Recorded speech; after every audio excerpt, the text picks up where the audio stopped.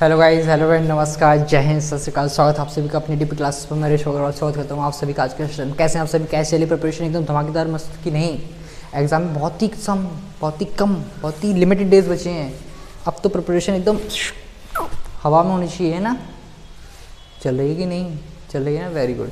तो जैसा कि हम अपनी सीरीज़ को कंटिन्यू कर ही रहे हैं, तो उसी में प्रोबेबिलिटी के हमने बेसिक क्वेश्चंस देख चुके थे ऑलरेडी, जिसमें हमारा multiplication theorem, addition theorem, conditional probability, total probability, तो बाकी सारा कवर कर लिया था। आपका बचा है Bayes theorem and probability distribution. तो बेस थ्योरम पे क्वेश्चन देखते हैं हम जल्दी से। एक साल करके ऑल्टरनेटिव देखने को मिलता है, जैसे 2023 में आया था, और काफ़ी इंपॉर्टेंट क्वेश्चन भी है और सिंपल प्रोसेस है पूरा। अगर आपको टोटल प्रोबेबिलिटी थ्योरम का कॉन्सेप्ट क्लियर है तो आप बेस थ्योरम का भी क्वेश्चन कर लोगे, है ना। तो आइए देख लेते हैं 2023 में क्या क्वेश्चन आया था बेस थ्योरम पे बेस्ड। ठीक है, तो अगर आपके पास PDF है तो आप उसको ओपन कर लीजिए और उसमें आपको क्वेश्चन नंबर मिलेगा 9th के फर्स्ट पार्ट पे। 2023 का पेपर देख रहे हैं, बेस थ्योरम, बेस थ्योरम। ठीक है, 2023 का पेपर का क्वेश्चन नंबर 9th का फर्स्ट, और ये आया था आपका भैया 4 नंबर में। कम नहीं है 4 नंबर, पता है ना।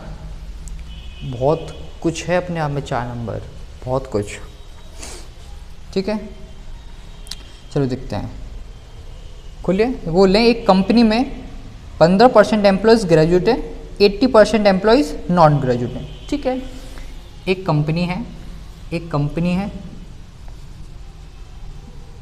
कंपनी में ग्रेजुएट हैं, पहले ग्रेजुएट हैं भैया कितने? 15% ग्रेजुएट हैं। ठीक है, और नॉन ग्रेजुएट वो हैं 85%। ठीक है, कोई बात नहीं, समझ गए हम। ठीक है, फिर ये बोल रहे हैं as per the annual report of the company, company की जो एनुअल रिपोर्ट है उसके according 80% of the employees and 80% of the graduate employees and 10% of the non graduate employees are in the administrative position.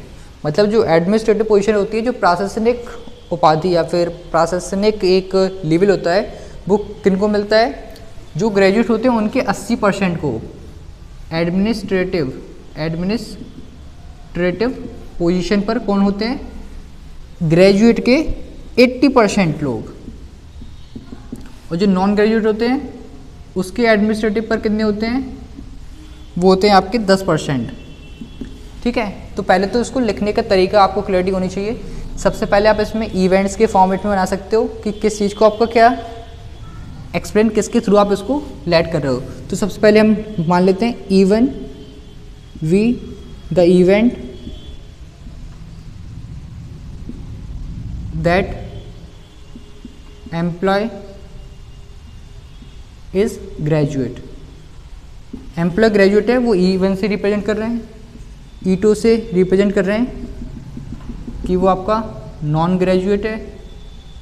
ठीक है, and ए से represent कर रहे हैं A be the event that employee at administrative position. How, ये 3 events हमने लिख लिए हैं।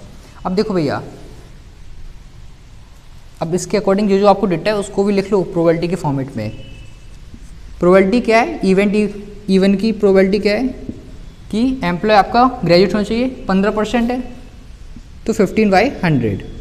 ठीक है, ना प्रोबेबिलिटी क्या है? मीन्स इवेंट 2 की कि आपका जो एम्प्लॉय है वो नॉन ग्रेजुएट है 85%, तो 85/100।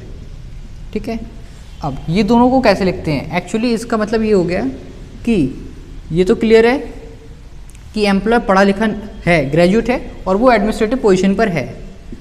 मतलब पहले वो ग्रेजुएट होगा या नहीं होगा, उसके बाद ही तो एडमिनिस्ट्रेटिव पोजीशन पर आएगा। तो इसका मतलब यही होता है कंडीशनल प्रोबेबिलिटी में एक इवेंट हो चुका है, दूसरा इवेंट होना है, तो उसके चांसेस हैं 80%।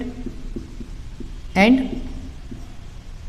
E2 इवेंट हो गया, मतलब नॉन ग्रेजुएट है फिर भी वो एडमिनिस्ट्रेटिव पोजीशन पर है, तो उसकी प्रोबेबिलिटी भैया कितनी? 10%। तो पूरा बोर्ड तो उसी में भर के अब हम करेंगे कहाँ पर सिंपलीफाई। इसके बाद बोल रहे हैं कि find the probability that an employee selected at random from those working in administrative position will be a graduate. ये बोल रहे हैं कि हमने एक पर्सन को सिलेक्ट किया और वो एडमिनिस्ट्रेटिव पोजीशन पर है, प्रोबेबिलिटी क्या है कि वो ग्रेजुएट होगा। मतलब ये बोले कि ये तो क्लियर है कि वो एडमिनिस्ट्रेटिव पोजीशन पर है, अब प्रोबेबिलिटी बताइए कि वो ग्रेजुएट भी होना चाहिए, मतलब आपको ये फाइंड करना है। तो आप थोड़ा सा क्वेश्चन को अच्छे से पढ़ा करिए कि बोल क्या रहा है। वो कहना चाह रहा है कि हमने एक एम्प्लॉय को उठाया, वो एडमिनिस्ट्रेटिव पोजीशन पे तो था, प्रोबेबिलिटी क्या है कि वो ग्रेजुएट हुआ होगा, क्योंकि एडमिनिस्ट्रेटिव पोजीशन पर है तो इसका मतलब मे बी वो ग्रेजुएट हो, मे बी वो नॉन ग्रेजुएट हो, लेकिन वो पूछना है कि ग्रेजुएट हो उसकी प्रोबेबिलिटी बताइए। तो जब भी इस टाइप से बने आपका, तो सबसे पहले जो बेसिक अप्रोच, क्योंकि फर्स्ट टाइम है इसलिए मैं फर्स्ट क्वेश्चन कर रहे हैं आज डिस्कस, तो हम बता रहे हैं किस टाइप से लिखना है आपको। तो पहले कंडीशनल प्रोबेबिलिटी के अकॉर्डिंग लिखोगे इसको, इवन इंटरसेक्शन ए, ऊपर और नीचे आएगा पी ए, ठीक है, क्लियर है। Even intersection A upon P A, ये मतलब एडमिनिस्ट्रेटिव पोजीशन पर एम्प्लॉय है उसकी टोटल प्रोबेबिलिटी क्या है।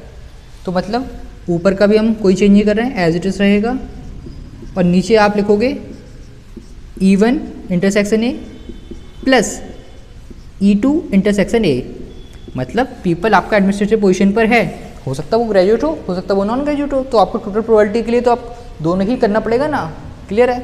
बस इसके बाद एक स्टेप में और इसको आप ब्रेकआउट कर सकते हो। पहले हम इवन करा लेते हैं, फिर ए वाला करा रहे हैं, ठीक है, क्योंकि हमारे पास पूरा डेटा ऑलरेडी है इसके लिए, ठीक है। इसका मतलब ये होता है कि आप पहले कोई भी एक इवेंट कराओ, उसके बाद दूसरा इवेंट कराओ। तो हमने पहले इवन इवेंट करा लिया, फिर ए इवेंट करा रहे हैं। ऐसे इसमें P A slash even plus PE2 P A slash E2। पहले मैं एक बार चेक कर लूँ कि कहीं कट तो नहीं रही है स्क्रीन, वैसे तो नहीं कट रही होगी, हाँ काफ़ी सही शॉट है। अब इसके आगे यहाँ पर देख लेते हैं, थोड़ा सा स्पेस अभी अपने पास काफ़ी यहाँ पर, ठीक है, कैलकुलेशन पूरी यहाँ देख लेते हैं।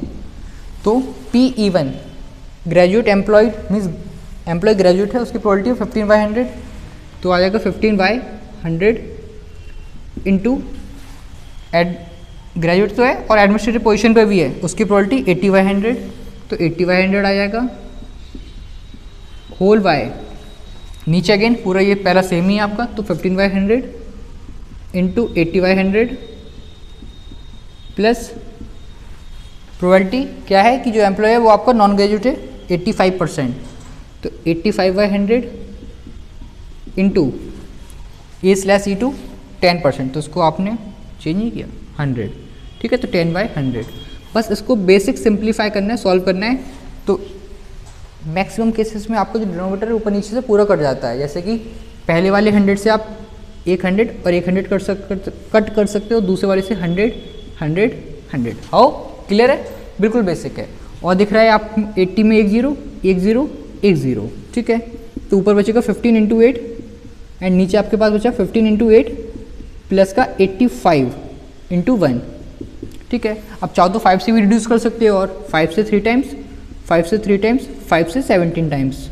हो क्लियर है ना भैया, वेरी गुड। तो ऊपर आपके पास क्या बचेगा, 8 इंटू 3 24 प्लस का 17, तो आपका जो फाइनल आंसर होगा वो है 24/50, नो इट्स 41। तो ये आपका आएगा फाइनल आंसर कि आपने जो एक एम्प्लॉय को उठाया जो कि एडमिनिस्ट्रेटिव पोजीशन पर था और वो ग्रेजुएट भी है, उसकी प्रोबेबिलिटी है, ठीक है। हो सकता है वो पूछ रहे थे नॉन ग्रेजुएट है, तो आपको यहाँ पर दिख रहा है, तो आता E2 और A slash E2।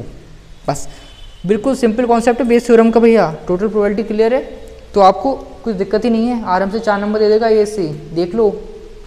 Main events, अगर आपने इवेंट्स लिख दिया तो स्टेप मार्किंग काउंटिंग 1 नंबर तो यहीं मिल जाएगा, ये लिख लिया 1 नंबर यहाँ मिल गया, ये कर ले तो पूरा मिल जाएगा, क्या ही दिक्कत है। अच्छा क्वेश्चन था ना, जल्दी से स्क्रीनशॉट ले लो इसका, 2023 में आया था ये 9th नंबर के फर्स्ट पार्ट में, ठीक है, ले लिया स्क्रीनशॉट।